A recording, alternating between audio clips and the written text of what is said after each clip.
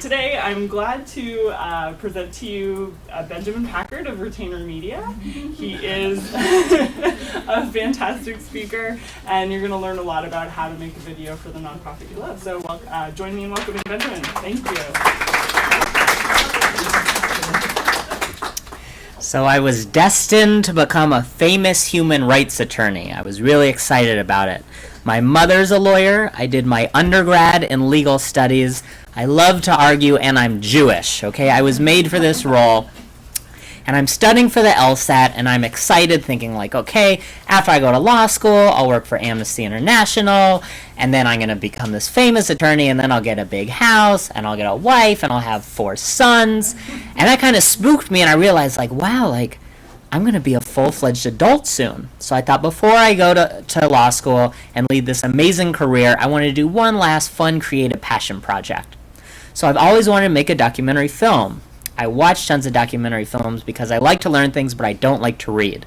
Natasha, what is my New Year's resolution for 2016? Benjamin is going to read more nonfiction. Okay. So I was like, yeah, I want to make this documentary film. It's fun. It'll be creative. I'll get to travel. So I made my first documentary about 2,000 people living in a landfill in Nicaragua. 2 things happened. 1, I made a terrible film, okay? Lesson learned, don't make your first documentary film in a language you don't speak. Lesson 2 is, I love documentary film. I fell head over heels in love with it, and I realized I shouldn't become an attorney, I should become a documentary filmmaker. So, the advice I was given by my career mentor, my sister Suzanne, was, if you're lucky enough to find the job you want, find someone with that job, take them to lunch and ask them how they got there. So fortunately, I'm from Berkeley, so there's a documentary filmmaker on every street corner. So I took a couple documentary filmmakers out to lunch, and I said, I want to be you. How do I get there? What film school should I go to? What production company should I intern for? And they all said, Benjamin, keep doing exactly what you just did. Keep making really crappy documentary films, and over a long time, they'll turn mediocre, and eventually they'll be average, and someday they'll be above average, and if you're really lucky, they'll be good. So that's what I did. I started making one crappy video after another. And I'm not being humble when I say crappy. They were really, really bad. So I kept making them, and eventually I landed a really, really lame job at a really, really cool company called Participant Media, leading provider of entertainment that inspires and compels social change.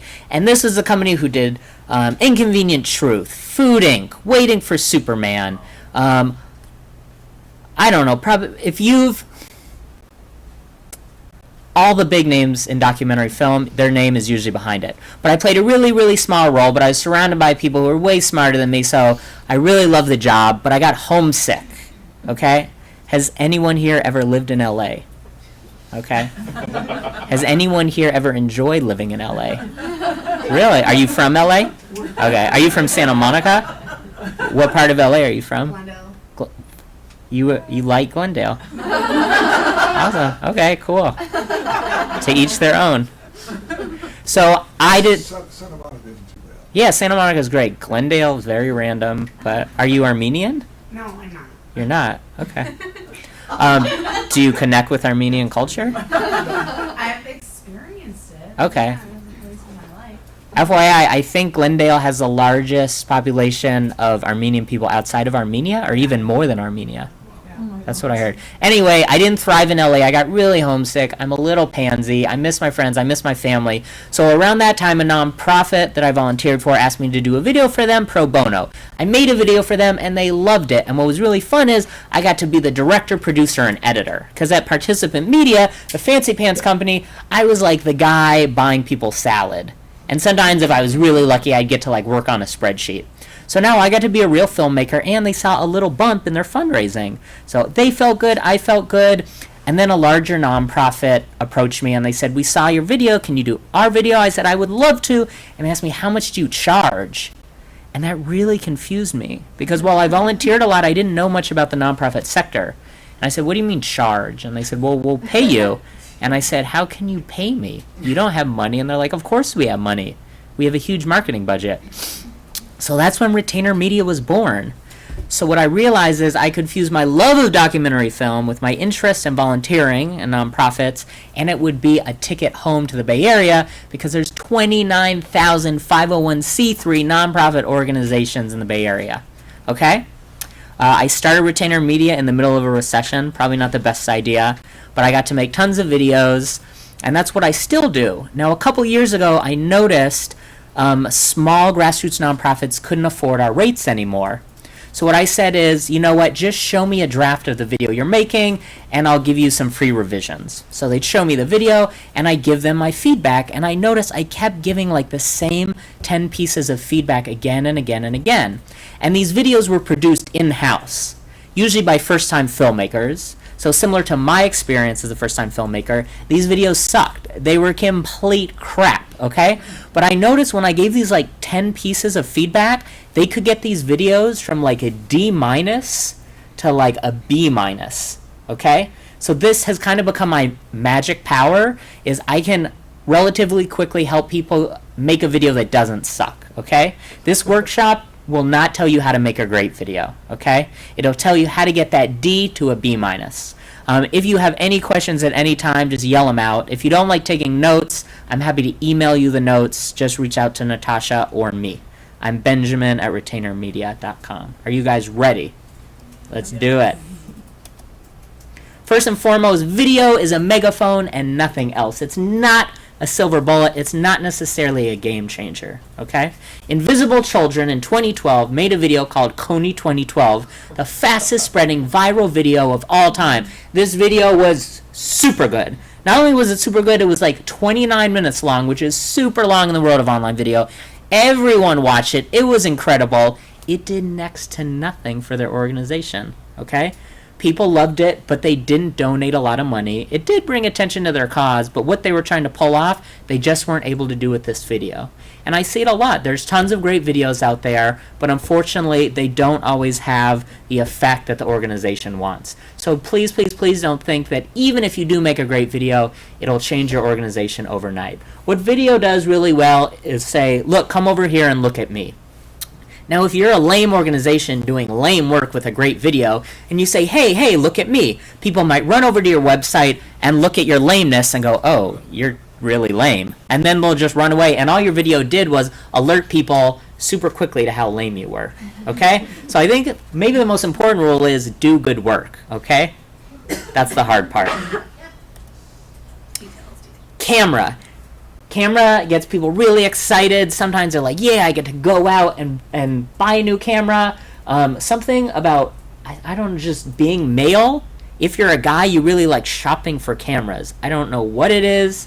It's a sexist stereotype, but I found it to be true again and again. Men will like approach me on the street when I'm like holding a camera and just start talking about cameras with me. Unfortunately, the camera you choose has very, very little impact on how your video looks. It would almost be like going to Picasso and asking him, well, what kind of paint are you using? It's just a very small factor. Especially the iPhone 6 is such an amazing camera. The iPhone 6 is actually better than most of the cameras I use on my shoot. I would prefer to use the iPhone 6, but it looks unprofessional. When people write me a big check, they want like big looking cameras and lights and tripods, but they don't really secure that much better of an image. So don't spend a lot of time thinking about your camera, okay? This is my camera recommendation right now, is the iPhone 6 or the iPhone 5, but if you have the money, go with the iPhone 6. If you have some leftover grant money and you just really, really, really feel the need to buy a camera, this is the camera I'm recommending. This is the Toyota Camry of video cameras. It's called the Canon Rebel, okay? They made the T2i, then the T3i, the T4, the T5, the T6. I think they're on the T7. They're all essentially the same camera. Now, a couple years ago, like 10 years ago, they started sticking video cameras in this kind of camera, which confuses a lot of people because this is like a still camera.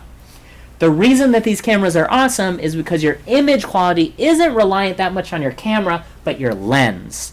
So you buy this camera and you can buy fancy pants lenses. Now this camera comes with something called a kit lens, which is like the standard lens, and it works great. And you can zoom in, and it's great with light, and I love it.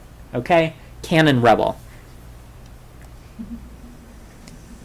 This is a commercial Apple shot using the iPhone 5.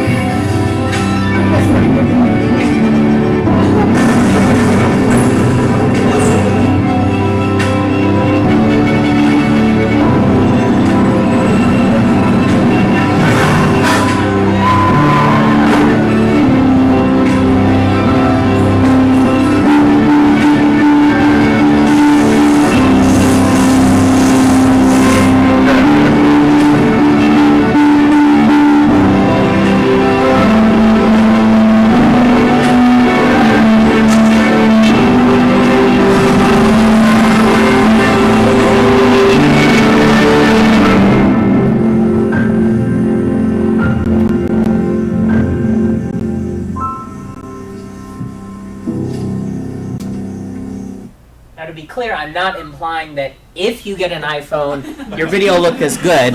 You know, they put these phones into the hands of professional cinematographers. That's why it looked epic. But what I really want to get across is please don't make your camera be the reason you haven't done a video. That should be the last reason. How is my voice volume? People in the back row. Was the speaker volume too loud for that last video? You're okay? Okay. Filming. Filming's the fun part. People get excited about it. Let's talk about it. Everything I cover today is a guideline and not a rule. I should have began with that. So the things I bring up, the guidelines are something that says this is a principle that has worked. I'm not necessarily saying you need to stick to this. So I shouldn't say the rule of thirds. I should say the guideline of thirds. What cinematographers find again and again is if you place your image on one of the thirds of the camera, it looks more dynamic and interesting. So you just divide your frame into 3 and then stick your image there. Ignore these lines. Here's another example. Just put your subject off to the side. Now what I don't know is why it looks better. I would love to understand. I've talked to designers about this. One person told me, a psychologist said, if you put something right in the middle of a frame, your brain tries to figure out if it's in the middle, and it goes back and forth, and there's this kind of like mild disruption to the piece, and it's jarring. I don't know if that's a reason. What I do know is when you put things off to the side, it looks better. I want you to get creative with your camera angles. Like 95% of all the photos and video we take, the person is like 6 feet away, they're standing in front of us, and we crop them from like here to here, and the camera is like 4 feet off the ground, 5 feet off the ground. This is what most photographs look like. And it's not a bad photograph at all, but it is a boring one. It's the photos we take again and again at every birthday party, at every event, at every kind of fundraiser, and it gets dull. Okay, here's another one. People seem to love to include legs in a photograph, okay? But legs are super boring. Emotion is mostly in the face. That's where the action is. Legs are boring, for the most part. Guideline. Legs tend to be boring. Here's another one. People really like to show the background. They're like, hey, we're yuppies, we're in wine country. Be sure to get images of like the rolling hills. But truth be told, they could have probably cropped it just like that, and it would have been a much better photo. Here's another example. Hey, we're on vacation. This is awesome. We're on the Salt Flats. We need to get our legs in this shot. It's going to be super important to our grandchildren to know that I'm wearing like cargo pants. The problem is the emotion is in their face, and we miss that. I love this photograph, okay? This is 4 friends at a beach, okay? They could have gone traditional and just said like, okay, let's get the 4 of us standing on the beach, make sure to get the water in the background, make sure to get the sunset, but they didn't. They mixed it up a little bit. And my theory is when they look back on this photograph, you know, in 30 years, the emotion is going to hit them just a little bit harder, and they're going to remember that day. Now, it's a weird camera angle. People's heads are being cut off, right? Like, you can only see half her face. But to me, I feel this is a much more emotional photo than this, even though this includes a ton of information. And also, there's just a tiny bit of water in the background, yet we can still deduce a lot, right? We know they're having fun, they're at a lake or a beach, and I think when you look at the photograph, you kind of know, especially if you're one of the subjects, you go like, oh yeah, that's the time we went to Tahoe. Here's another one, okay? Where is the camera? I think it's on the ground, which is really weird, because no one sees the world from that vantage point, right? You don't get really low on the ground to look at stuff, but all they did is like put the camera on the ground and point up, and now it's this kind of like beautiful, emotional, artsy photo. It was relevant to the kid's perspective, you know, the kid being the subject, so, you know, something that kid would do is get down on the Absolutely, ground. absolutely. So it's certainly relevant there. And I think I'm glad you brought that up, because I was told by this children's portrait photographer to always get low. That the vast majority of photographs of kids are taken up here, and you kind of point it down at these weird little booger-eating monsters. He said if you get really low into their world, you kind of get their perspective and you get their face a bit better. Here's another one. I feel this is a relatively boring scene, but they got really low, they did the rule of thirds, and I think it just makes the photograph more dynamic, especially more than him just like standing, holding his skateboard, top of the head to the legs. It's just more interesting. Here's another one. Just like kid covered in dirt with a super weird, interesting camera angle. Here's another one. This is a goat. I mean, who cares about goats, right? But they got this super weird camera angle, because how many people get to look at a goat from that angle? So mix up your camera angles. This is how I gather my footage. I'm not a very good cinematographer, so what I do is I just film everything from like 6 different angles, okay? So if I was, what's your name? Tyler. Tyler. I'm going to call you Ravioli because that's more interesting. I like that. If I was filming Ravioli, right, I would get like this angle and like this angle and like this angle, and then I'd take it back to the editing room, and hopefully of all the footage I captured, one of the clips of Ravioli is going to be cool. Lighting is even more important than camera, okay? Automatic settings are really, really smart. It's wonderful. Your iPhone or your camera is going to know exactly what to do with all the light as long as there's tons of it. If there's tons of light coming in, everything is cool, and the camera says like, I got this, bro. I got this. Just put it on automatic and let them do the work, okay? I want you to turn on every light in the room. I want you to open every blind and just go crazy. Flood them with light. I'm not going to allow you to use your manual settings, okay? For your first video, you have to stick with automatic. I've been making videos for a long time, and I still use automatic settings like half the time. They're wonderful.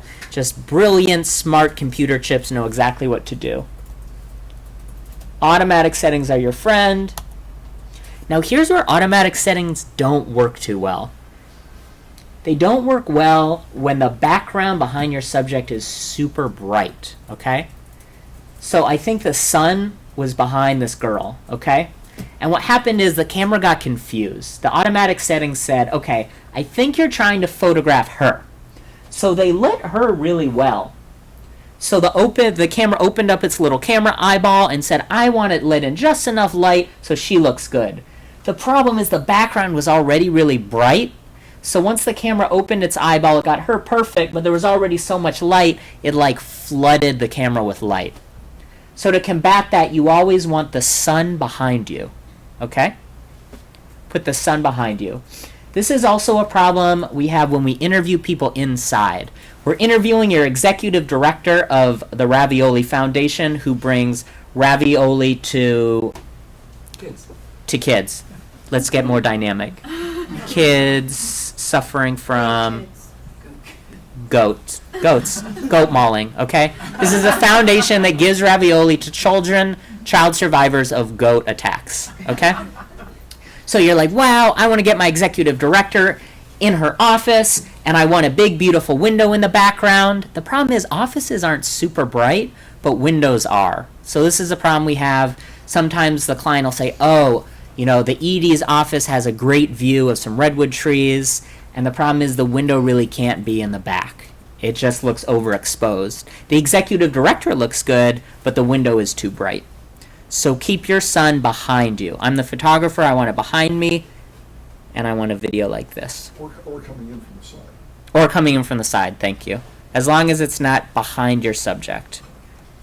So this is kind of the opposite. They took the camera out, and the camera got confused, and the camera said, I think they're trying to take a photograph of this beautiful sky. So the camera opened up its little camera eyeball and got the sky perfectly. The problem is, his face wasn't the same brightness as the sky, so he ended up underexposed. So usually, automatic settings are great. Every once in a while, they get confused. And you'll know. You'll look in the camera, and you'll be like, oh man, this looks lame. How can I fix it? Fix it in post. You can't. Sometimes you can fix it in post. Sorry, what is post? Post-production is editing. Oh. But you sound more badass if you go post-production or post. So like when I write up proposals, I don't say like, I will film and edit. I say like, I will bring your project into post-production. And then I get to charge them more. So tripods are your friend, okay? I see a ton of shaky video footage, okay? When these grassroots nonprofits hand me the video, this is usually my number one piece of feedback is your footage is shaky, okay? It's really hard to keep a video camera still. Now with a still camera, it's fine if you're shaking, because when you take the picture, everything is frozen. With a video camera, you can't do that. So I want you to put your camera on a tripod, okay? Another reason it's shaky is back in the day, we would hold our video cameras up to our eye, and our body is like a little mini tripod. We're like going like this and smushing it against our face. But we don't hold cameras like that anymore. How do we hold cameras? Like this. And this isn't as stable. Your hands are out far from your body. So if you don't have a tripod, I'd like you to press the camera up against your eye, okay? If you're shooting with an iPhone, you can't press it against your eye, right? So what I'd like you to do is lean against a wall if you can for stability and kind of bring it in closer. Tripods are super cheap, okay? If you have a dad, you have a tripod. Dads are amazing at buying tripods and keeping them in a garage, okay? If a dad sees a tripod at a garage sale, they have to buy it. It's weird. It is a law of physics. If you don't have a father, look to a father figure. Uncles tend to have them. I think men over the age of 50 usually have two, okay? If you cannot get your hands on a tripod, you can buy one at Best Buy and return it the next day, okay? They're really cheap. I think they're $19 on Amazon. B-roll, yes. Do you have any recommendations for good iPhone tripods? Because I know like Amazon has a bunch, and I never know what to buy. I don't have a recommendation, but that's a great question. So, I'm glad you asked that. Every single tripod has the exact same size mount, and every single camera ever has the same size hole, which is awesome. There's just one size fits all, which is great. Have you guys seen like a little hole in the bottom of a camera before? Problem is iPhones don't have that little hole. So companies make a little special thing that's friends with the tripod and the iPhone. Oh, is that one? I was going to show her. Nice. Yeah. This Can you hold that up? This holds your iPhone, and the little tripod, which you can put on a desk. That's cool. So that's a whole mini tripod. But there's Oh, you got one too. This one was like $3 on Amazon. Nice. Yeah, that's good too. Okay, so that's even fancier because those things are tripods. But this is There's for- things called tripod mounts, and you go onto Amazon and type. Separates. Oh, it separates? Let me hold it up. Extra credit. Gold star. Dude, if it has the same ones, you're saying they're all the same. Yeah, okay. So this is a little tripod thingy-majigger, and then you're going to put it on your tripod, How does your tripod roll? and you're going to put your phone in. How much did this cost? The whole thing was $3. $3. This is $1. Thank you, China. $1. Wow. Sucker. Pay $3. Great question. Thank you. Okay, B-roll. The vast majority of videos we take are really just interviews, okay? The problem is it gets really boring looking at someone sitting in a chair, okay? Especially if you're in the nonprofit space, 9 times out of 10, you're going to be filming a white Jewish woman sitting in a chair, okay? That's just how our industry works. So no one wants to watch a 3-minute video of a white Jewish woman. It gets boring. Even I'm Jewish. I think Jewish women are beautiful, but it still just gets boring staring for so long. So what you do is you sprinkle some footage on top, and we call that B-roll, okay? So when you gather your B-roll, let's see what the next slide is. Oh. When you gather your B-roll, it should be kind of relevant to what you're doing. So if we're making a video about the Ravioli Foundation that brings ravioli to children who have been attacked by goats, we do our interview with the ED, okay? And she's talking, and she's like, I started the Ravioli Foundation in 1987 with the mission of bringing ravioli to children who have been mauled by goats. Our goal is to yada yada yada, and she's talking. Now while she's talking, we should show some footage of her sitting in a chair in her office, but what else should we be looking at? I want footage of adorable children eating ravioli. I want footage of ravioli being made in a kitchen. I want footage of goats mauling little children, right? I want footage of goats eating hay. I want all kinds of stuff. Okay, and that's what keeps it busy. So a lot of nonprofits, this is probably my number 2 piece of feedback, is there's no B-roll. So the client says, here's our video, and I go, okay, it's a good job, it's just a little boring because I don't want to stare at this person for 2 minutes, so go gather up some B-roll, okay? So B-roll, sometimes it's easy, okay? So with the Ravioli Foundation, ravioli, goats, adorable kids, that looks good. What if your nonprofit provides free tax services to low-income families in Fremont, okay? One, like, Fremont's the most boring place on earth, agreed? Does anyone here live in Fremont? I've been there. You've been there. You're so worldly. I can't remember for sure. Yeah. So, BART stop there. there is, yeah. BART stop. Yeah, they don't deserve their own BART stop, but they have one. So, what are you going to film for B-roll? Houses in the area? Yeah, maybe houses in the area, families, like low-income families. Maybe, like, you'll get some footage of, like, accountants sitting down with families and writing. But it's not, like, the sexiest B-roll footage, okay? Unfortunately, sometimes we're just limited. So this happened once. I was working with a client called Catapult Design based in San Francisco. They do really cool work, okay? They design stuff for people living in abject poverty. And they hired us, and I was like, this is going to be great. You're going to fly us first class to Africa. We're going to get a ton of footage of your clients in Africa, hanging out, playing with your products. And they're like, we can't afford to send you to Africa.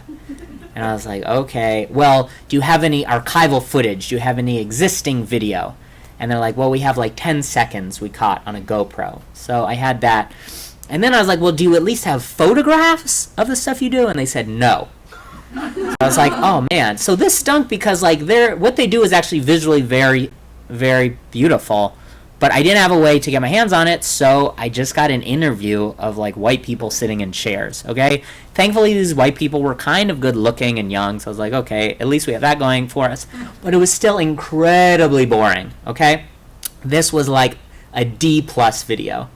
So I decided to gather B-roll, and I went into their office and gathered a bunch of lame B-roll, okay? I want to show you this video to show you what you can do with lame B-roll. I think I took this video from like a D+ to a B- with a bunch of lame B-roll. So things to notice, how boring the B-roll is, but how it keeps the video kind of interesting.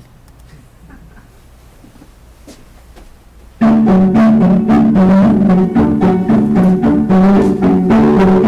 technologies handed off to developing countries fail, simply because they lack good design principles. While technology has massive potential to bring about change in impoverished communities, it's rarely designed with the end user as the focus. Catapult Design exists to bring good design to those who need it the most. We assembled a team of designers, engineers, and entrepreneurs to design and deliver products that enhance the quality of people's lives in underserved communities. Our products are designed with people at the forefront. We immerse ourselves in and study the communities for just So this is their video footage, how our products will be used. which actually looks really good. Practical and sustainable design solutions based on insights from our field research. The need for good design, especially for people living in abject poverty, is huge. These technologies are being invented daily that need good design to make them accessible and meaningful to the people that need them the most. It's a foot. That's how desperate I was. I filmed shoes. Need design services but cannot access or afford them.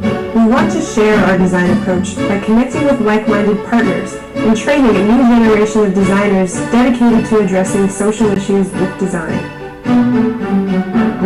Our goal is to alleviate poverty by designing products that enable potential.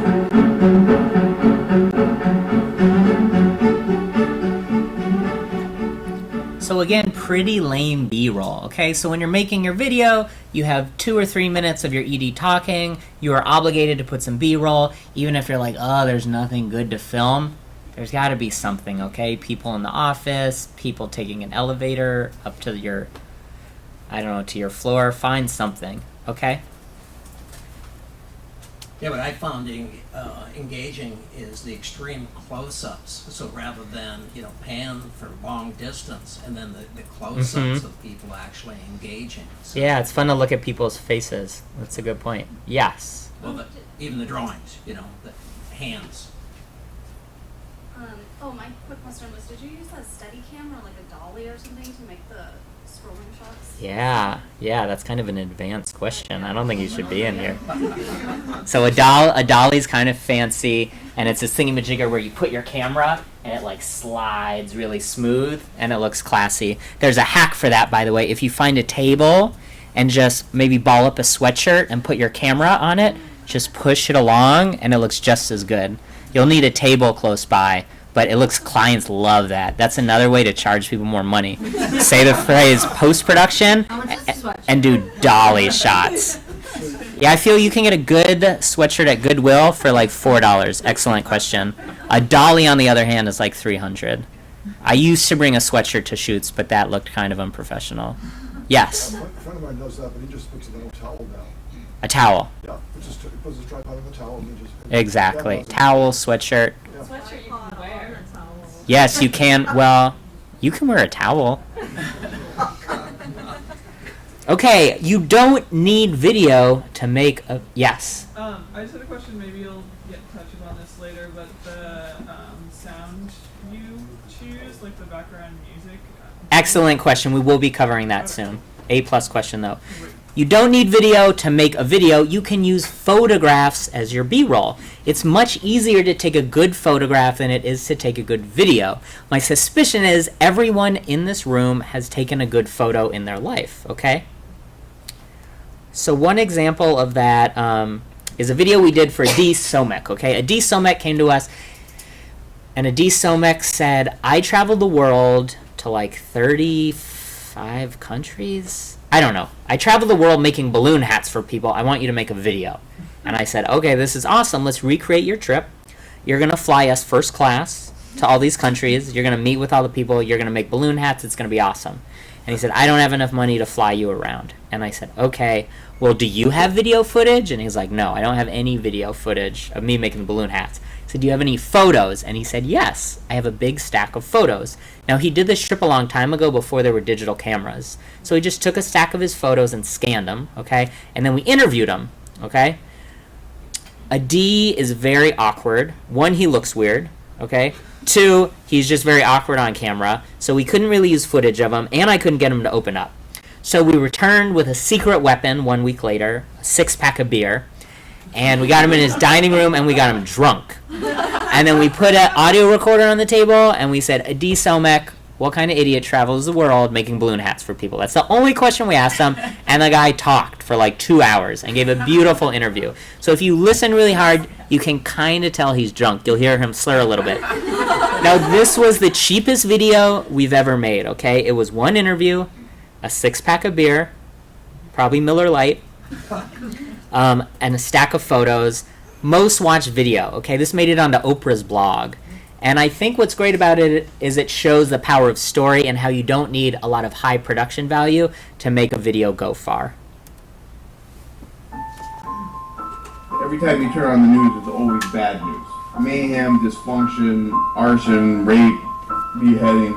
The world can't possibly be that dysfunctional all the time, or we wouldn't have progressed past the caves if that was all that humans did. Charlie literally, just out of nowhere, had the idea and said, you know, it'd be amazing to go around the world and make people balloon hats and take photos of them. The idea was to show that there is functionality in human beings and social interactions. We did 7 trips to 34 countries over 3 years. We had this feeling that there was a universal nature in life. Everyone can see the relative things. It's quite apparent. Different languages, different gods, different everything. But that there are also some things that connect all human beings. We are on this green and blue ball floating in the middle of what seems to be infinite black. And as different as we are on this ship, there's also things that connect us, and laughter being one of the things that connects us. I remember being in the northern mountains of Vietnam, in Sapa, the Hmong people who live up there, the tribe. And Charlie and I went up there, we were doing our thing, and a guy walked up to us. He was an anthropologist. He was amazed by what we were doing, and he said to us, you know, I've been here for 6 months working with the people here, studying their ways. You guys have gotten more into this culture in one afternoon than I have in 6 months, just because you made everyone laugh. So even though we are incredibly similar, we're incredibly different. And that's what makes life both fascinating and exhausting. Everyone is born with a sense of humor and ability to laugh. But there isn't a certain tribe or a certain type of people that don't laugh. You don't have to go to school to learn how to laugh. In fact, laughter sounds the same in every language.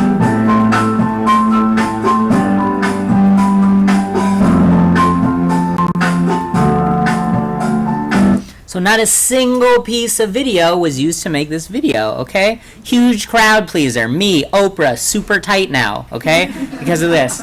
Now, I used to show this video at workshops, and then finally one day someone said, Benjamin, it's not really fair that you share that video because those photographs are beautiful. Like, few of our nonprofits involve us going around the world, meeting beautiful people from every culture, and putting bright, colorful things on their head. And I thought that's a fair criticism. Maybe I shouldn't use this video as an example. So I'm going to show you one of my favorite commercials of all time, okay? This commercial, it has a little bit of video at the end, but the rest is photos. And not just any photos, bad photos, okay? These are really crappy mom photos, okay? Not taken by a professional. Well, she's a professional mom, but not a professional photographer. In these photographs, she breaks every guideline I just discussed. She doesn't use the rule of thirds. She doesn't crop in on her subject. Really bad photos. I love this video.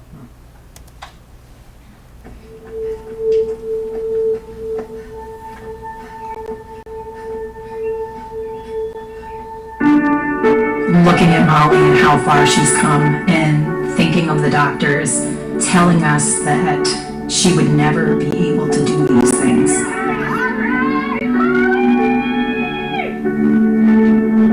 That they felt that she would never walk and she would never talk. I remember saying to myself, no, I don't believe that, and I'm not going to let that happen.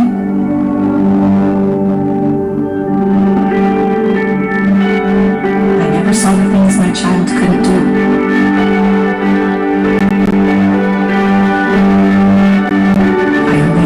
What she could.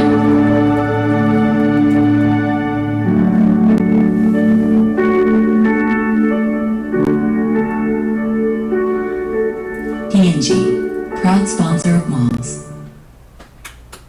Good photo, right? Good photo. So who here teared up? There you go. If you're not raising your hand, you're a monster. So, crappy mom photos. Crappy mom photos. Really good music. Her interview, that was 5 sentences, okay? The mom just said 5 sentences. Now, the story isn't that insane either, right? I mean, it's a beautiful story, but it's a story that unfortunately happens a lot, okay? Audio, incredibly important, often overlooked, okay? So our ears are amazing at drowning out different sounds. Video cameras are not. So I just went on and on about how amazing all the video cameras are, how amazing your iPhone is. Unfortunately, all these cameras really stink at capturing sound. And the main reason is you need to have your audio capturing device close to the sound source. okay? Which can really be translated to you need to get the microphone super close to the person's mouth, okay? So if I'm interviewing Ravioli, okay, and my camera's over here, he's like 10 feet away from my microphone because the microphone's built into your camera. So that's a lot of distance, and that's why the sound is going to suck, okay? Especially if you're outside, there's background noise. While our ears can kind of tune out background noise, the camera can't. So what I want you to do is use a lapel microphone, okay? You can plug these into most cameras, but not all cameras. The one I recommended to you, you can. So if you pull out your camera, you want to look for something called a mic jack. And it kind of looks like a headphone jack, and it'll say MIC. An iPhone also has it. If you plug this into the headphone jack, it works as a lapel. Okay? You can also use your headset. You know your headset, when you're talking on your iPhone, has a little microphone that dangles here. So that works just as well. It looks a little weird when your subject is wearing the headphones. It's actually done a lot. It's just distracting. Okay? So I think these are like $9 on Amazon. Okay? And that's how you get good sound. And this is how I capture all my sound. What is this one called? I don't know. Just go onto Amazon and type in lapel microphone. Okay, another option, this is a little more complex, is you take another device other than your camera and get it close to the person. So if I'm interviewing Ravioli again, my camera's over here. I don't need to run my lapel all the way over to him. I'll just take this guy, they're like $99, and I'm going to put it on his lap and hit record. And then I go over here, I'm going to have my camera on a tripod, hit record, and then in post-production, I'm going to put the video and the audio together. It's a little more complicated. We'll talk a little bit more about it. But option 1, go with the lapel. Okay? Could you also technically use like one iPhone for the video and one for the audio? Yeah, you can, MacGyver. Great question. So let's say you're a baller and have access to 2 iPhones. Did you come up with that by yourself? That took me like 4 years to come up with that. Okay. So you have 2 iPhones. iPhone 1, I'm filming Ravioli. Okay? iPhone 2, I get my friend's iPhone and I turn on the recorder and I walk over and I hit record and I put it in his lap. And now the recorder's super close to Ravioli. Okay? So I got my beautiful video footage, Ravioli's getting his audio, and then again in post-production I can sync them up. Very good question, A+. Last and easiest solution is get your camera super close to the person, okay? So most people don't feel comfortable getting close, but usually you want to crop people from about here to here, which allows me to get my camera about this close to Ravioli. So you can get really close, so only 3 feet away you're going to get much better sound than if I were to stand all the way here. So option 1, lapel microphone. I'm going to say option 2, use one of these. Option 3, just get your iPhone as close to the person as possible. Okay, when you do interviews, you want to prioritize someplace quiet. That is your number 1 goal, go for quiet. Number 2 is light. Is there light in this place? And number 3, a distant third, is can we have cool stuff in the background? Now, most people prioritize a cool background. They say, wow, we're doing the Ravioli Foundation video. I want to get a ton of kids in the background. We're interviewing our executive director, but we want beautiful children running around stabbing goats out of vengeance in the background. The problem is kids are noisy, goats are noisy, stabbing's noisy, dying goats are noisy. You don't want that. Oftentimes the client will say, well, can you interview our executive director in nature? There's like a beautiful eucalyptus grove near our office. The problem is outside is really noisy. There's cars, there's birds chirping. You don't want that, okay? You want really crisp audio. Then you want good light. You want your subject to answer in complete sentences, which is really counterintuitive. If we were at a dinner party and I asked you, where are you from? What would you say? San Francisco. San Francisco. The problem is my annoying nasally Jewish voice is not going to be in this video. So I'm just going to have a clip of her saying San Francisco. And the audience is going to be wondering, why did she just say San Francisco? So I need her to say, I'm from San Francisco. Bingo, which is a complete sentence. Problem is, no one talks like that. You have these two competing interests when you interview people. One, you want to make them feel like they're part of a natural, organic conversation.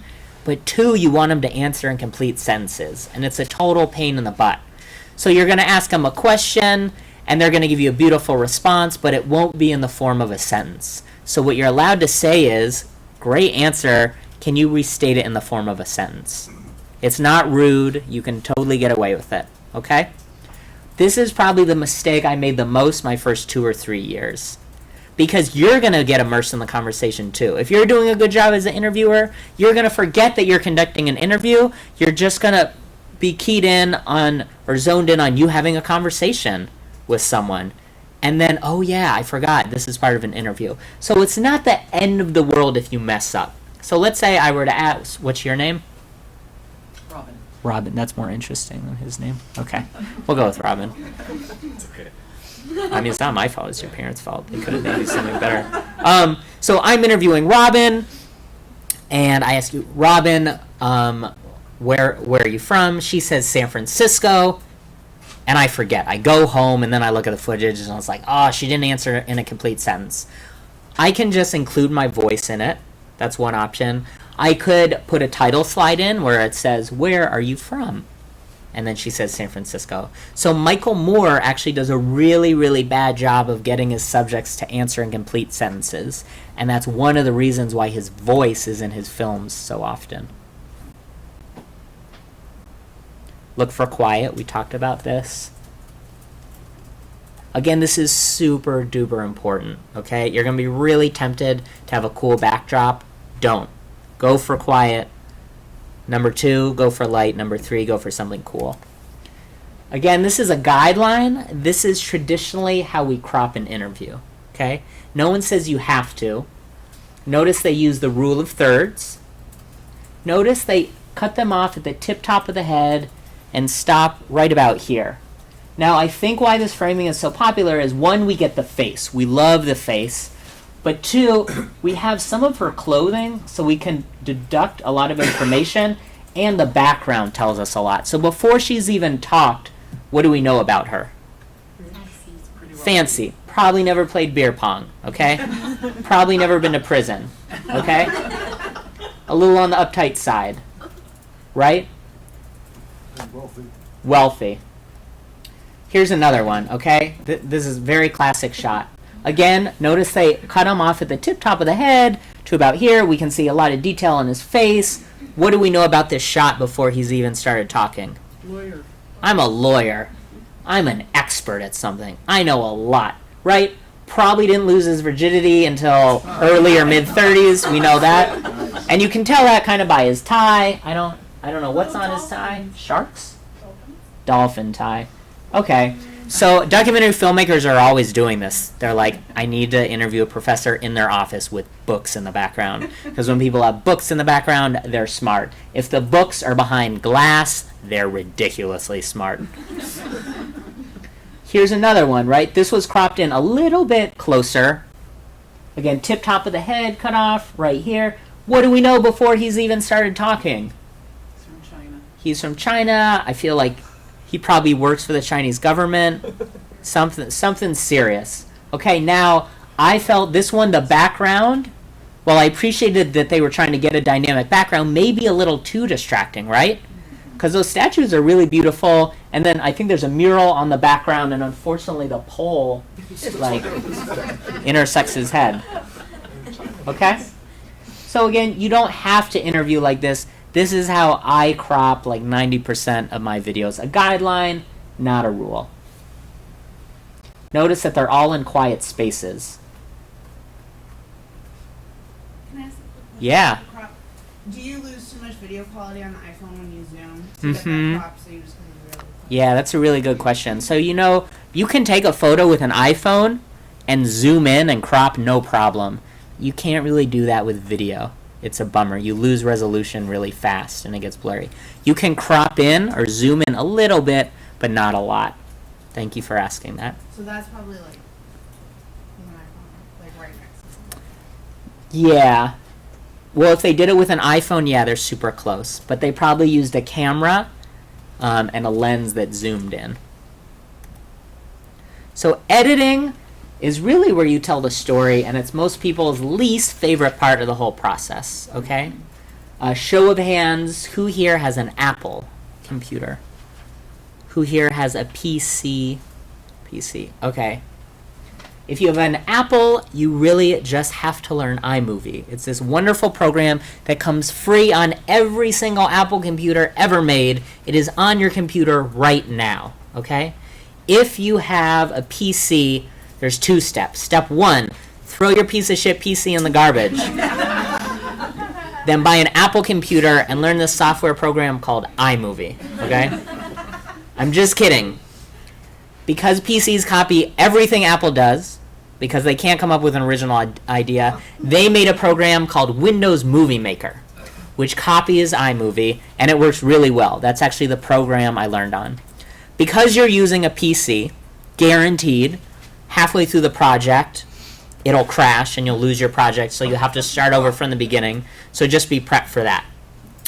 iMovie is really user-friendly, okay? If you're a millennial, you can teach yourself how to use it in one sitting, okay? If you're not super computer savvy, it'll take you about 2 hours to learn how to use it.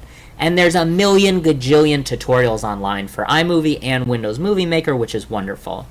So the best way to learn it is through a real project. I wouldn't recommend taking a workshop on it or watching a Lynda tutorial. Get your footage, start making the movie, and just slam into walls and Google it as you go. So you're going to catch your footage, you're going to turn on iMovie, and you're going to get stuck. And you're going to say, oh, how do I get the footage from my camera into iMovie? And that's when I want you to learn how to use the software. So you're going to Google, how do I get my camera footage into iMovie?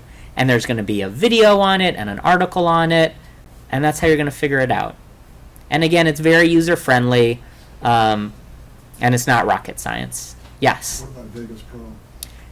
That's fine, it's just harder to use, and it costs money. So because iMovie's free and Windows Movie Maker are free, that's what I recommend. And so I use Final Cut X, which is the fancy pants version of iMovie. It costs $300, and honestly, I can do 85% of my job in iMovie. I have to throw in some bells and whistles, so I have to buy the fancy pants software, but iMovie is wonderful. Music. Try to avoid music with lyrics if you can, okay? Because someone's talking, and then if you hear lyrics in the background, it's a lot of information for the viewer to take in. I encourage you to steal music, okay? Music companies don't seem to be going after nonprofits. They just don't care. You're too small, okay? What I will say is sometimes YouTube will catch you, okay? So they'll watch your video and they'll hear music like a Rolling Stones song, and YouTube has kind of promised the music companies that, hey, if we find someone stealing your music, we'll let you know. So I don't know what videos they choose or what music companies are in cahoots with YouTube, but every once in a while you'll get like an email and it'll be like, hey, we caught you. We know you were using this music in your YouTube video. We took it down. You won't get sued. They'll just take the video down. Okay?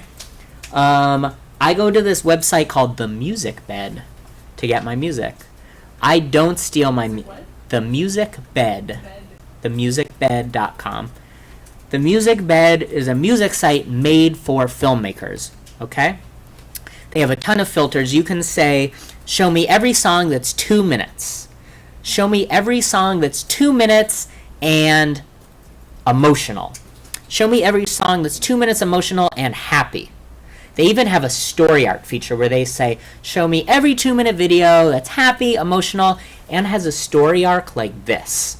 Meaning like someone was born super poor, then they became famous, then they found heroin, and then they died. That's this story arc, okay? They have songs with a story arc where it's like they're poor, they became rich, then richer, then happier, then they found a house, and then they fell in love, okay? Then there's like this. So there's tons of great filters. Now their music costs money. It's like $100 if you're a nonprofit, okay? But you don't have to steal. And I love them. Is that like $100 per license, or like? Yeah. Now every musician gets to pick a different price, but usually they're like 100 to 300. Yes. There are a few free music that are under like Creative Commons licensing. We've used Moby Gratis before. That's Moby the guy. He gives his music away for free as long as you acknowledge him. Good resource. So Moby's an electronic musician, and he put like 100 of his songs online, and he said, anyone who wants can use my music, as long as you're not a douchebag and selling cigarettes to kids, go ahead. You might have to like apply for the song. There might be an approval form. Yeah, there is. 24-hour approval process. Okay. Isn't there a free source too? Yeah, that is the free source. That's a free one. There's another one, though, isn't Moby Gratis? there? Yeah, but there's another one too. I think There's probably a couple. I bet if you just Googled free music, a lot of sites would show up. I recommend using timeless music. So if you use, let's say, a Katy Perry song that's really popular right now, it'll work for a little bit, but then it makes the video feel dated.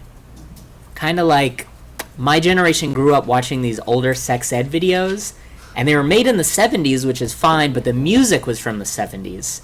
And it just made it dated the videos and made us laugh at them. You're saying like use like classical music and sort of thing?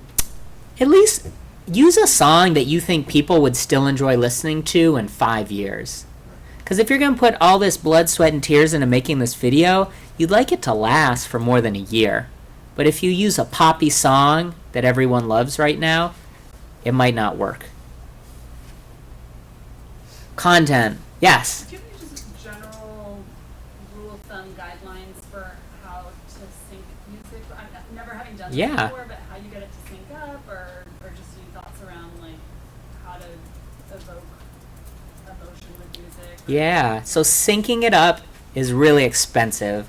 So I sometimes have to hire a composer, and I give them the video, and then they will compose the song to like match every mood and every shift. Other than that, sometimes you get lucky and you find a song, you just browse like 50 different songs and stick them in your video. And sometimes you get lucky, especially with the music bed. You can say, show me every song that's 2 minutes long. And you can sometimes get lucky and go, oh, that's cool. The music just starts to get exciting just as my video is getting exciting. They're smart. They'll take like a 2-minute song, but the first 20 seconds of the song are kind of lead up. They're build up. So you can cut off like the first 10 seconds and the song will still sound fine. Does that make sense? So they give you a little bit of wiggle room. They'll also sometimes put up songs that loop really well.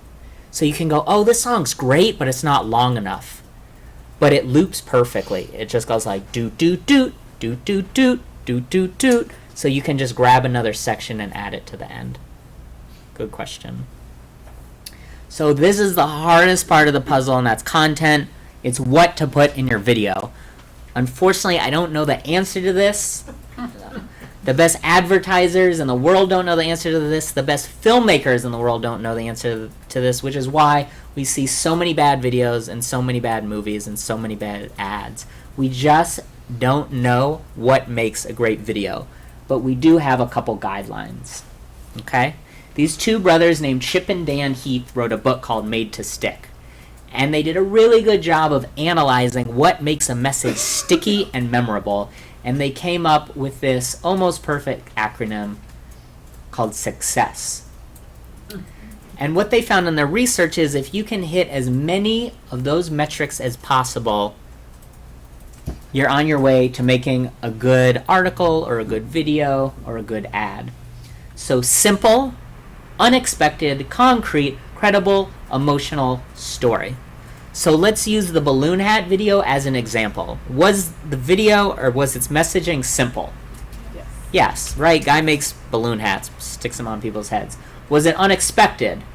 Yeah, it's weird. Like, how often do we hear about that? Concrete. Yes, this is something I see nonprofits struggle with a lot, okay? Especially in their mission statements. They go like, The Ravioli Foundation is dedicated to leadership in a global economy in a 21st century, think-oriented, productive leadership, blah, blah, blah. And you're like, what? Right? They don't often get concrete. So was this concrete? Yeah, he showed up, he made balloon hats for people. Was it credible? I think so. This one's weird. I don't know if credibility really applies because he's not making a claim. He's not saying, I make the best balloon hats in the world. But there were lots of photos of smiling people. His claim was that everybody was happy and can smile. Yeah, so that was his claim. That's credible. He kind of told that story about the anthropologist. Do you remember that? He's like, an anthropologist told us that we'd connected with humanity more than any other person. So that was pretty credible. A lot of nonprofits, they lack credibility because they're interviewing members of the organization, right? They're interviewing the founder of the Ravioli Foundation, and what's the founder of the Ravioli Foundation going to say? This is the most awesome foundation ever. We saved so many children from goat trauma. Of course they're going to say it's a great organization. So who would be a more credible person to interview for the Ravioli Foundation video? A goat. A child, right? A goat would be kind of, I guess that would work. But yeah, a child. So you'd be like, hey, what do you think about the Ravioli Foundation? And they'll be like, oh my God, I was petrified of goats.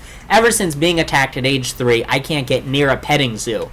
But now with the help of the Ravioli Foundation and the ravioli they made me, I feel very comfortable being around goats. I've worked through all my issues. I am enough. Emotional. Was the balloon hat video emotional? Yeah.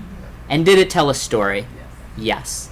So this isn't easy to pull off, but try your best to do it. On my best videos, maybe I'll hit 4 out of 6.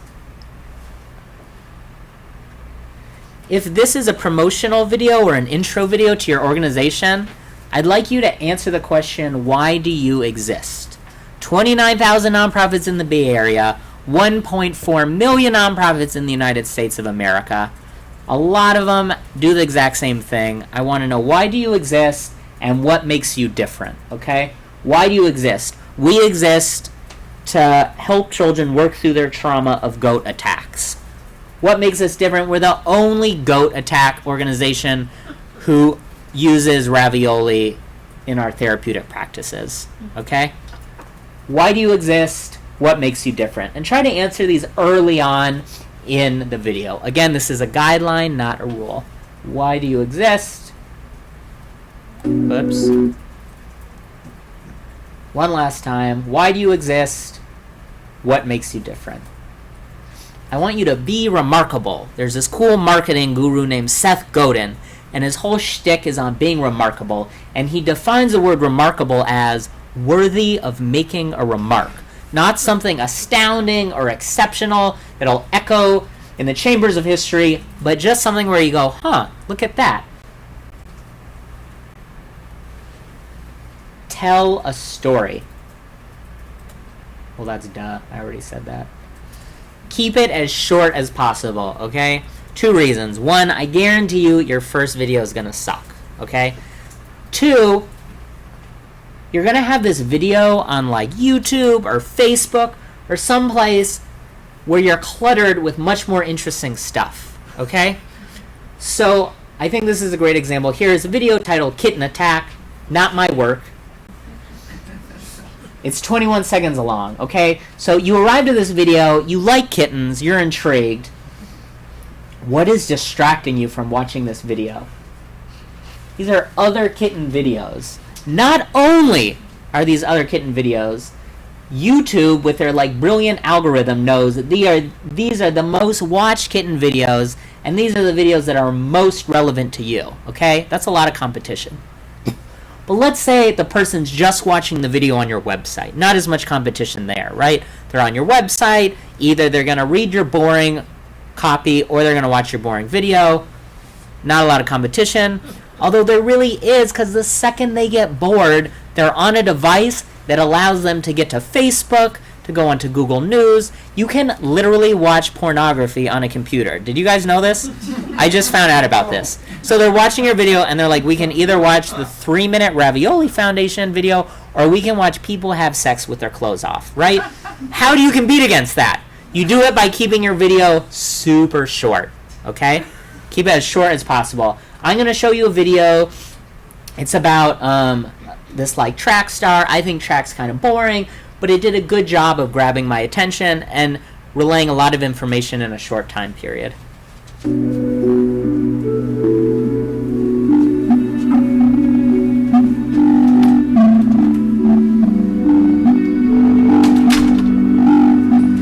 Derek Redmond, the best form he's shown since he broke the British record.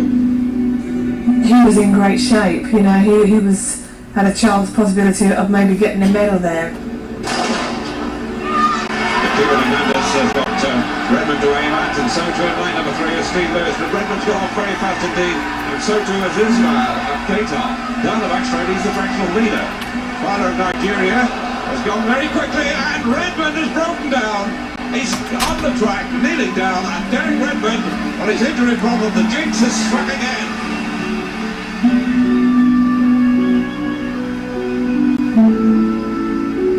Running down the back straight, I heard a funny clap or a pop, and I honestly, for a split second, thought I'd been shot. And then obviously I realised I've pulled a hamstring. And then when the pain sort of died down, I remembered where I was and what I was doing, and I remember thinking, quick, you're in Olympic semi-finals, you're prac, get up and start running. And I got to the 200 metre mark after hobbling 50 metres, and looked across and all the guys had finished, and it pretty much hit me that, you know, it ain't gonna happen, it's all over. I would have laid it. You know, to be honest, there's no way I would have got up, because hamstring, when you got a hamstring, you know you got a hamstring. He just wants to finish. His dad's trying to run under the track to stop him. He's going to tell him, Derek, don't. The old man went to put his arms around me, and I was just about to try and push him off because I thought it was someone else. I didn't see him, he sort of jogged from behind. And he said, look, you don't need to do this, you can stop now, you haven't got nothing to prove. And I said, oh, I am, you know, get me back into lane 5, I want to finish.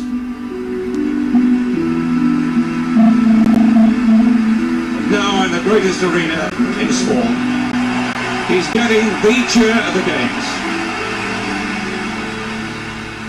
I would never have wanted to be in Derek's shoe at that time. You know, it was a sad moment, it was a great moment, you know, in the sport, to be honest. It's a figure or a picture that just stays in your mind forever, because you don't want to see any athlete having to go through that. You just knew how destroyed he was and just how much that race meant to him. So then this video is like 2 minutes, 20 seconds long, introduces us to a lot of characters, kind of covers the story. Now, a commercial covered this same story, and I want you to watch how quickly they captured it. Derek Redmond didn't finish in first place in the 1992 400 meter. He didn't finish in second, or third, or fourth. He and his father finished dead last. But he and his father finished. Visa, proud sponsor of the Olympic Games, and the only card accepted there. This video is so good, I'm excited to go into credit card debt, okay? If you take out, like, the Visa thing, it's like 22 seconds long. I think it's like 20 words in the whole script, so they really distilled this video down. Now, I notice a lot of clients struggling to get their video under 2 minutes, and at one point, they'll get it down to like 4.5 minutes, and they come to me and they're like, Benjamin, I can't get this video like any shorter. Like every single word matters. Like I cannot remove anything, and I promise you, you can. You can get it down to 2 minutes. Okay? So this is my open offer to all of you. If you email me a video that is 2 minutes or under, I will look it over free of charge and provide you feedback. Okay? It won't be nice. I won't give you a compliment sandwich. I'll probably just hurt your feelings. If it is 2 minutes and 1 second long, I will not review it, okay? It has to be under 2 minutes. I'd like you to avoid numbers at all costs. Numbers are boring and people forget them really quickly. And it's hard because a lot of you work for organizations that do amazing work, and the quickest way to convey the impact of your work is with a number. Okay? The problem is, in addition to numbers being very forgettable, they're not timeless. So if you say in 2015 we served 1,300 children dealing with goat-related trauma, that's great. The problem is, in 2016 you may have worked with 20,000 kids. So now all of a sudden your 2015 video is dated, and you use the year 2015. Okay? If you absolutely, positively have to use numbers, try to use smaller numbers. Okay? So instead of saying 32 million Americans are terrified of goats, I'd rather have you say 1 in 10 Americans is terrified of goats. Can you guys see behind the white guy? Yeah, okay. Let's see. Instead of saying something like, the Pacific garbage patch is 320 million acres big, I want a visual comparison that's like, the Pacific garbage patch is the size of Texas, okay? No one knows how big an acre is, especially if you live in a city. I can't fathom what 320 million acres looks like, but if you say the size of Texas, I've looked at Texas on a map, I kind of know what it is. Maybe instead of saying every year 20,000 people die of goat-related injuries, say something like every year enough people die of goat-related injuries to fill up AT&T Park. So there's like this visual in the person's brain. But again, try to avoid numbers at all costs. Okay? Distribution. Where should you put your video? Everywhere. Put it on Facebook, put it on YouTube, put it on your website, put it on your About Us section. I want you to carpet bomb the internet with this video because it's free. Why wouldn't you put it everywhere you can? Put it on blogs. The vast majority of videos actually aren't watched on YouTube. They're watched on an external website or blog. So there's something called embedding, okay? And what that is you put your video on YouTube, and then you take a little piece of YouTube and you embed it onto another site. So a lot of this is done on Facebook. When you're watching a video on Facebook, oddly enough, that video actually isn't living on Facebook. Someone took a YouTube link and pasted it on Facebook, okay? So that's how most of us watch videos, right? Does anyone here actually like go on YouTube and just like surf YouTube all day long? You guys do? Okay. Well, most of us just like read a blog we really like, or we go to a website we really like. So I'm on my website called like farmanimalattacks.com, okay? And Farm Animal Attacks has videos of various farm animals around the country attacking children. I just love to watch that, okay? And then one day they decide to post a video that the Ravioli Foundation did of a little kid getting attacked by a goat, and that's where I'm going to watch it. So that's actually how everyone watched my balloon hat video. I made my balloon hat video, I put it on Adi's website, and no one really goes to Adi's website, no one really goes to my website except for my mom. And it was really just hanging out on YouTube, my website, and Adi's website. And one of Oprah's people saw the video and put it on Oprah's website, okay? So one day I noticed this video was just getting a cajillion views. And what's cool is YouTube has all this data and they tell you where your video is being embedded. So no one at Oprah's Clubhouse told me that they put my video on their blog. So I found it out through YouTube. It was like, 200,000 people have watched your video on Oprah.com. So I was like, oh, cool. So I went over to Oprah's site, and there was my video hanging out on Oprah's site. So almost no one went to my YouTube channel. No one went to my website. No one went to Adi's website. Lots of people were hanging out at Oprah's website. So this is a cool trick, because now what I can do is, when I make videos, I reach out to Oprah's people. And I say, hey, you've put my content on your site in the past. I made this new video. Do you want to put it up? And they say, no, not really. But hypothetically, they'll say yes someday. So if you have partners in the community, if you're at the Ravioli Foundation, you may want to reach out to the Lasagna Foundation. Because the Lasagna Foundation might have a website and a blog. And you're like, hey, Lasagna Foundation, I know you give lasagna to kids who are attacked by llamas. We do similar work. I just made an awesome video. Do you want to talk about it? And a lot of bloggers are hungry for content. They're looking for videos. So you're actually doing them a favor. So reach out to partners and ask them, would you be willing to put this video up? One great trick to get a ton of views is narcissism, okay? If you put a ton of people in your video, people love to post videos with themselves in it. I just made a video with a ton of millennials in it, young millennials.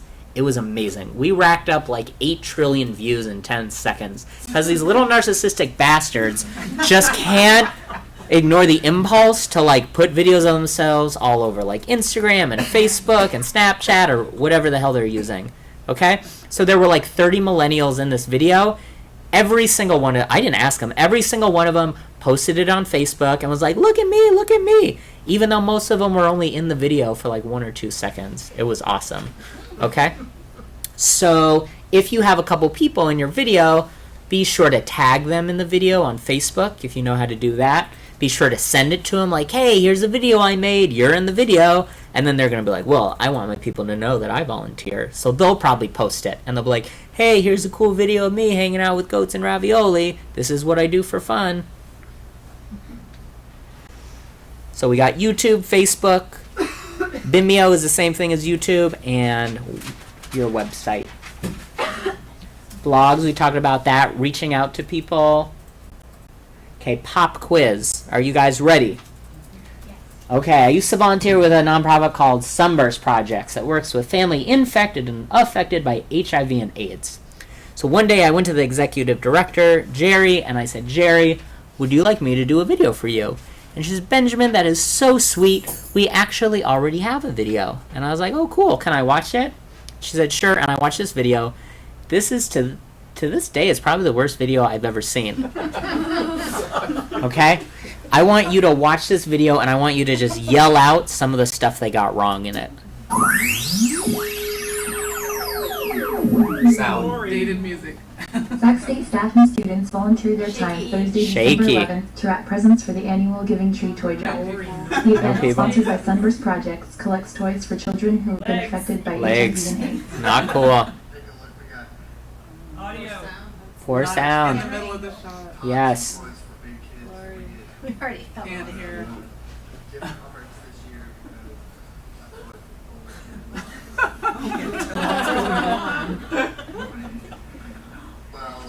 This year we're shooting for 600. And last Numbers. year, Yes. in between there would be great.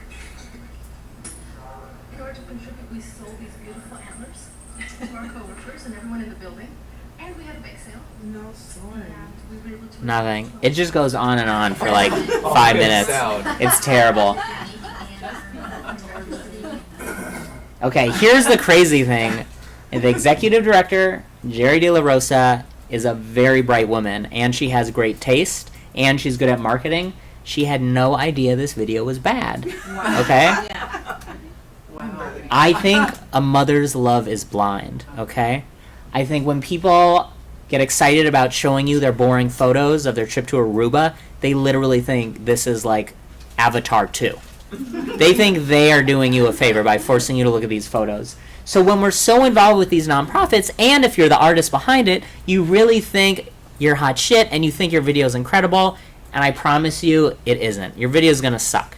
And what's going to be crazy is you're going to walk out of here, you're going to make your video, and you're going to be like, oh my god, this is going to get into Sundance. I remember what Benjamin said. He said it was going to be bad, but he got it wrong. He got it wrong because this is great.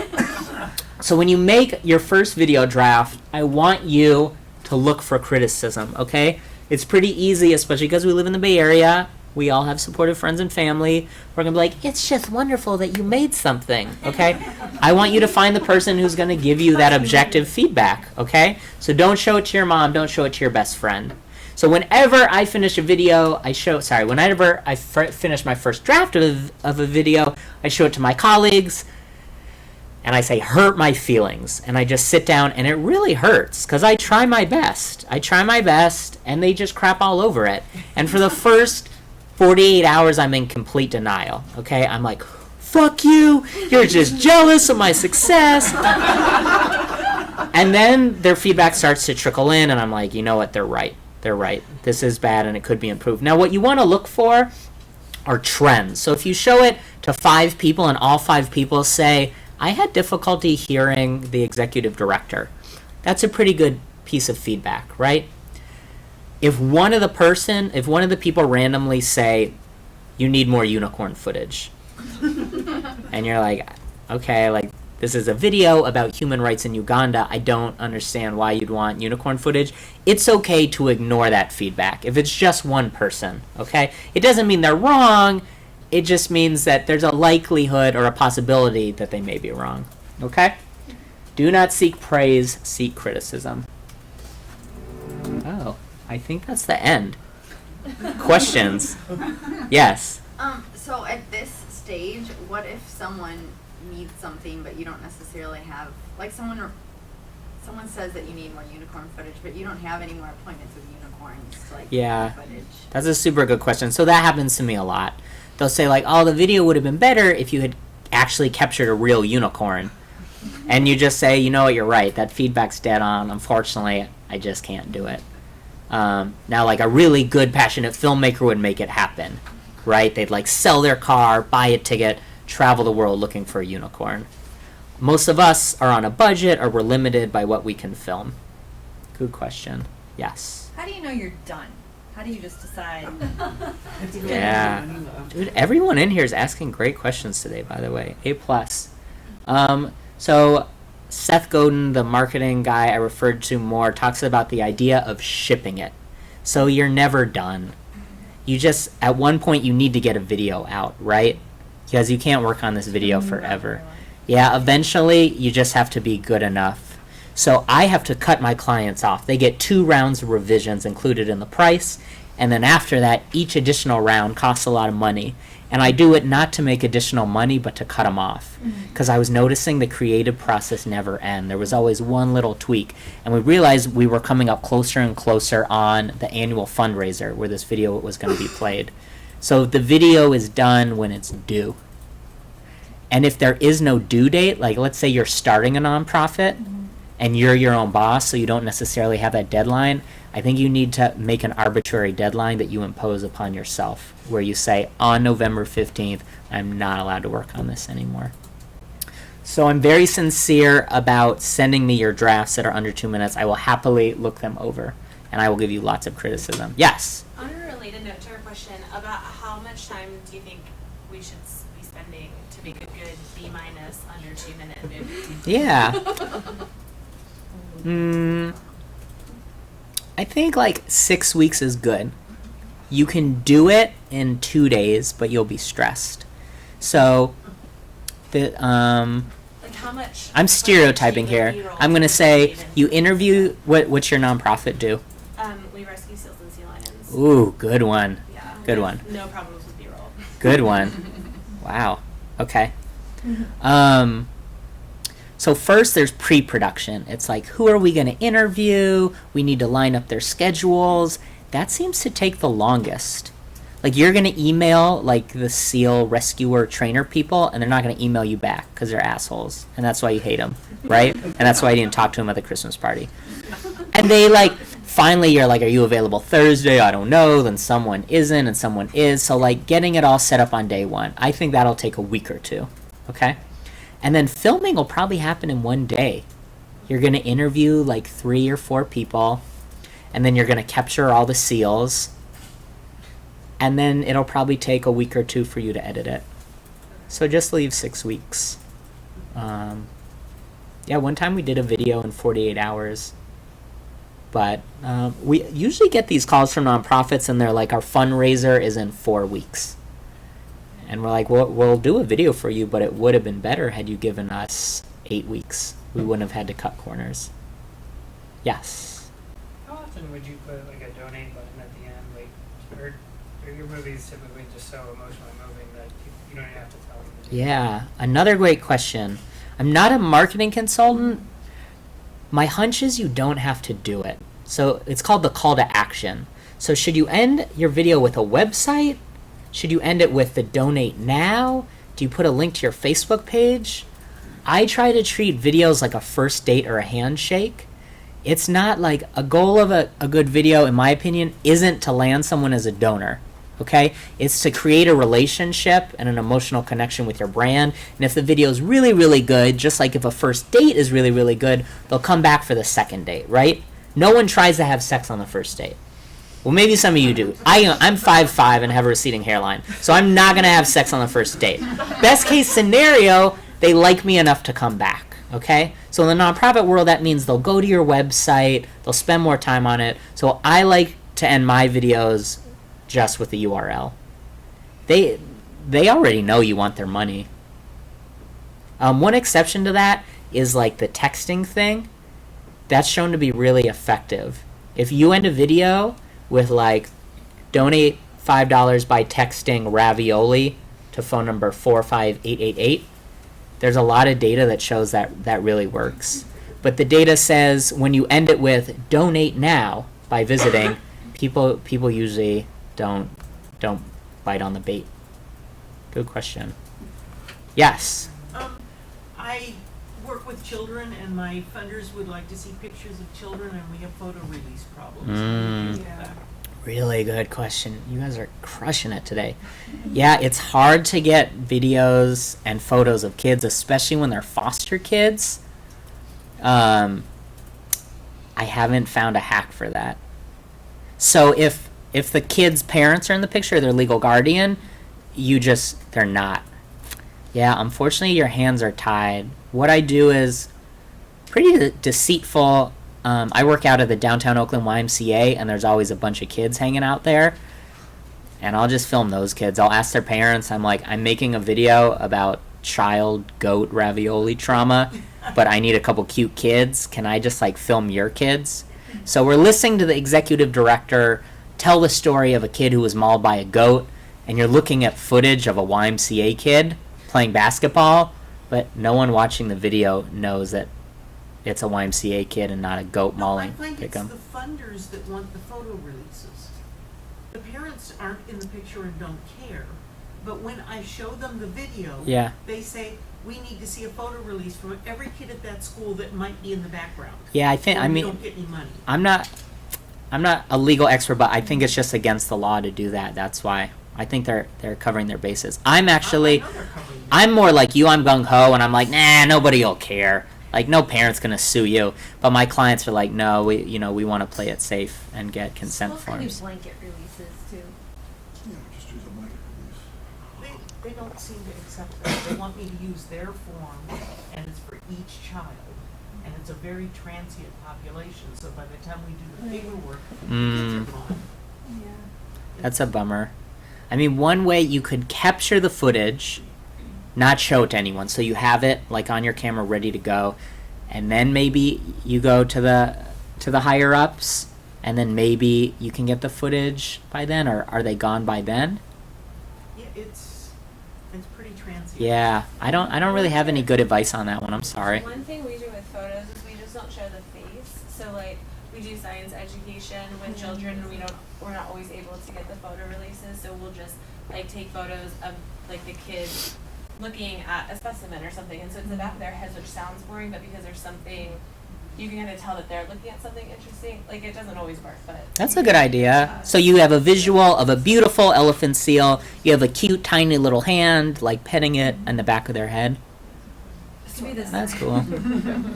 I mean, I'm wondering if maybe you can get kind of an actor. I know I did this. I grabbed my niece and nephew once because I needed lots of faces. So if you can just get 3 or 4 kids in the video, it's too bad you can't get the face, because like I'm imagining the face of a 7-year-old kid hanging out with a sea lion probably looks incredible. Yeah. Well, and as you said, that's what people want to see is faces. Yeah. Faces of children are impossible to get. Yeah, it is really hard. Yes, sir. There are some places that you can purchase photos. I know about video. Mm-hmm. And it's kind of inexpensive. I've used them a couple of times, and that's worked for me. What website do you use? I knew you were going to ask that. Getty? Getty Images? I think that's one. There are a lot of them. And there have been some others. I'm glad. Some that you can get free. I'm glad you brought that up. So there's a lot of websites where you buy stock footage, which is existing video clips. Now for the Sea Lion Foundation, that might be hard. Like you could probably grab a couple clips of sea lions. There's probably not a lot of clips online of kids playing with sea lions. There's lots of clips of generic stuff. Like if you need a beautiful shot of the Golden Gate Bridge, you can buy an amazing shot of like a drone flying over the Golden Gate Bridge with sailboats, and it'll cost like $10. So that's another great way to overcharge clients. I'll buy like this $10 clip, and they'll be like, "What? You got a helicopter to go over the Golden Gate Bridge?" And I was like, "Yeah, it was no problem." Yes. So journalists use like the public space, public face rule. How does that apply to video? I don't know the legality around that. I heard if you're like outside in a public space and over 18. Okay, so there still is an age limit. Yeah, but I see like reality TV sometimes, and people's faces will be blurred. Like they'll be walking around outside and they'll blur people's faces. So I actually don't know. I've been accused of like being a little too risky, and that like, is someone really gonna sue you because they were in your sea lion video for 3 seconds? Probably not. Take it down though. We just have one of our videos. Ooh, can you share that story? It's not that exciting of a story. It was Can you just, embellish? Like, Q&A at the end of a training session that was online, and we got a message from YouTube that someone's face, like with the online conferencing, if you talk, it'll like go to your video. And someone was in one of the videos in Republic of Georgia, and somehow YouTube found out they were there, and they found out, and it got. Wow. Bummer. I'm glad you told me that story because it's never happened to me, but it's good to know that it can happen. Yeah, but those kinds of lawsuits eventually run into fair use objections, so it's very hard for them to prevail on. They may bring a suit against you, but unlikely to win. Are you raising your hand? If the video's not up, then it doesn't matter because you need the video to do your watch. In terms of getting permission for landmark use, do you have to get permission like you used to go to Golden Gate Bridge? I don't think so. Not that I know of. I don't think so. There's also newspapers and so on years ago have dealt with this problem because filming people in films and in crowds and so on. And basically, my understanding, and I'm not paralegal, the stuff that I found out was that basically it came under fair use. And if you appear in a public situation, like a public demonstration or something, you have no expectation of privacy. Yeah. So if you take a picture of it, they can't give you anything for it. I was wondering if you know of any mobile apps for photo releases that are relatively inexpensive. I just have a piece of paper, and it has like 20 lines on it, and it says like, by signing here, I understand that I'm being videoed, and this will be on YouTube, and that's all it says in the back. I wonder when you're putting together a video and you're talking 2 minutes, do you have any rule of thumb of like how much talk time, or like as you mentioned like the 5 sentences in that one ad, like some kind of like general rule of thumb of like you should likely cut yourself off at this point? No, I don't have a rule of thumb, but it should be nicely paced. So we don't talk like super fast for 2 minutes, and sometimes people want to smush in as much information. So just make sure the speaker's pace is that of a normal conversation, and you should. So when do you put like a storyboard together and script this, or is this part of your editing process to figure out what cohesively goes together when you're watching it? Like how much of this is thought through beforehand versus working with what you've got?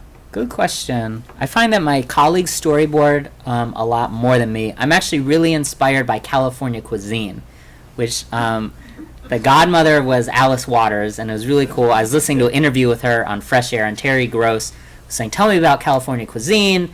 And Alice Waters said, "At the time when I started Chez Panisse, the best chefs in the world would pick an entree, go to the market, and buy ingredients for that entree. And the secret to my success was working backwards." She said, "First I'd go to the local farmers markets, and I'd see what was fresh, what was ripe, what was in season, and I'd plan my entree around that."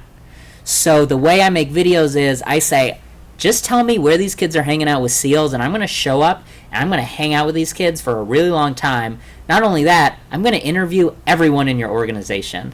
I create a ton of work for myself. I should storyboard. So instead of interviewing one person, I interview 6. And I go, man, of the 6 people I interviewed, oddly enough, your executive director is really boring. Your volunteer was fascinating. I want to make your volunteer like the main protagonist in this video. Like they've been volunteering with you for 25 years. Now, I don't think I could plan something like that. If I were to plan your video, I'd probably say, I want to interview your executive director, and I want shots of healthy sea lions. But it's kind of by like going out into the farmer's market. And that's what's cool. You guys have a huge advantage working for these organizations. You know the clients, you know your employees, you know the stories. And that's going to help you find those juicy ingredients.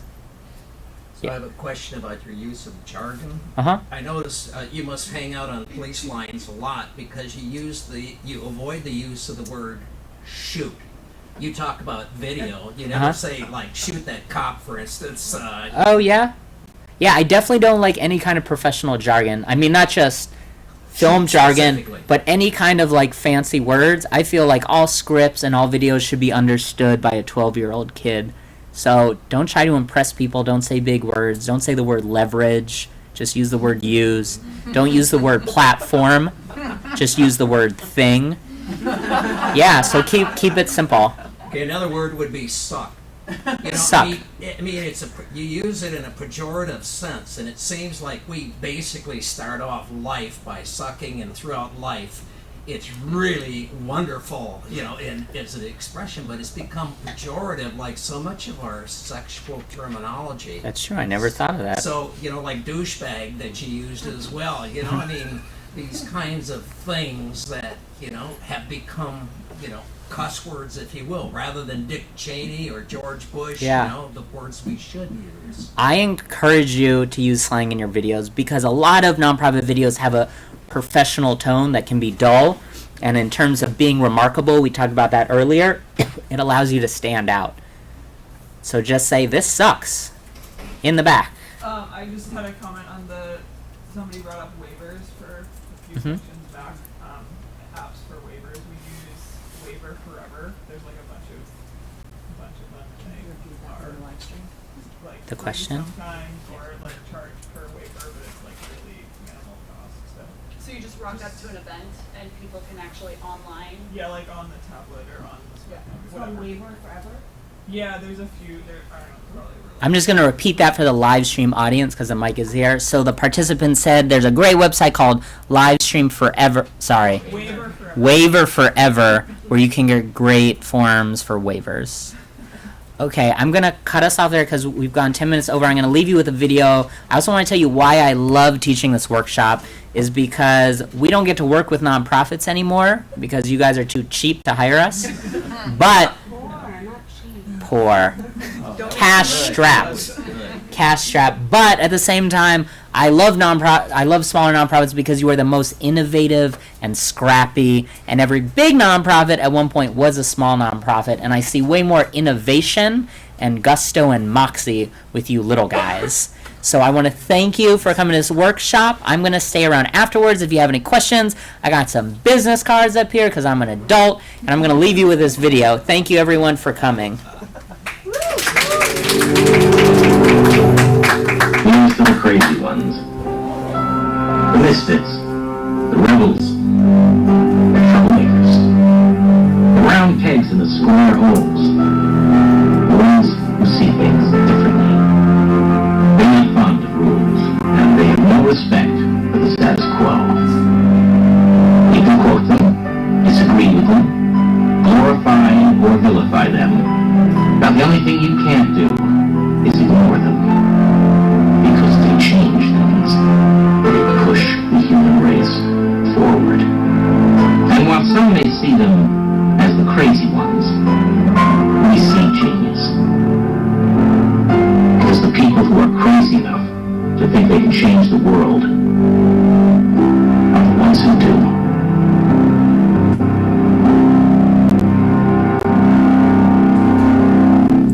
Thank you all for the important hard work you do in our communities and in our country and for the world.